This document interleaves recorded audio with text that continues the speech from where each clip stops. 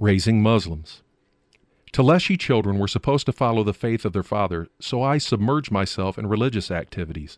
I sang lamentations in mosques with a mournful voice, leading people to mourn and weep for ancient Shiite Arabian martyrs. I do not know why I chose to follow my mother's sect, Shia, rather than my father's, Sunni, because I, like my parents, didn't know the difference between the two. Perhaps it was because my father was not interested in practicing religion as outwardly as my mother. I suppose I was drawn by my mother's religiosity and less interested in my father's indifference to religion. My father's interest in Islam was strictly limited to whatever might gain him honor among his peers, which is the case with many other Muslim parents. A child who could recite the Quran as I could is revered by both Sunnis and Shiites. It was for this reason that, although I did not follow my father's religious sect, he never discouraged me. It was very much to his advantage to be the father of the most religious child in our village. Taleshi parents are not all devout Muslims, but are enslaved by doctrines causing them to desire religious children.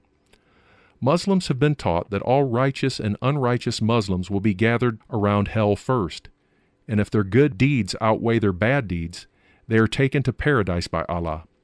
Muslims consider that Allah looks favorably upon prayers for the dead. The deceased person for whom prayers in the Quran are recited finds favor in Allah's sight and may gain entry to the bliss of paradise. My parents encouraged this philosophy from the time that I could read and recite the Quran in Arabic. This created a deep desire in me for religious matters, even though I did not understand Arabic. My ability to memorize the Quran and recite it in religious gatherings made me famous at a young age. I was strongly attached to the mosques in the area. People revered my religious zeal.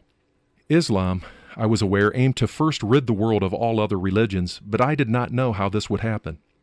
Our religious exercises at that time were a bit different from what is now practiced under the rule of the Islamic Republic of Iran.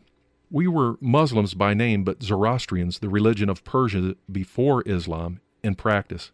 We were not conscious of the fact, however. Zoroastrianism does not believe in imposing religion on others and does not believe in evangelism.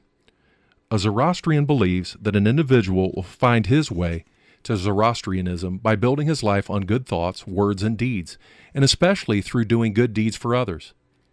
It is like all other man-made religions based on works rather than on the wonderful, unmerited grace given by Jesus Christ.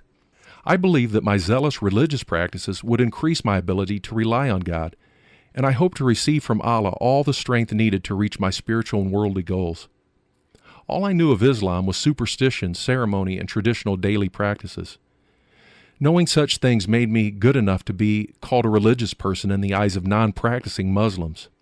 In reality, however, they were hollow and meaningless because I was never connected to the one true God by any of these outward acts of self-righteousness. I had to pray 5 times a day in Arabic. One must not pray to Allah in one's mother tongue. Allah will only accept prayers in Arabic, the words which Muhammad, the prophet of Islam, determined for Muslims to recite 5 times a day. Most Taleshi villagers could not pray in Arabic, but this is the only way a person was allowed to stand for prayer in Islam. Many people still did not know how to pray after 1,300 years of Islamic rule in Iran and the pressure of Muslim leaders on Iranians to learn Arabic. This had a great deal to do with the fact that our Taleshi forefathers were very disinterested in Islam. This legacy remains true even today.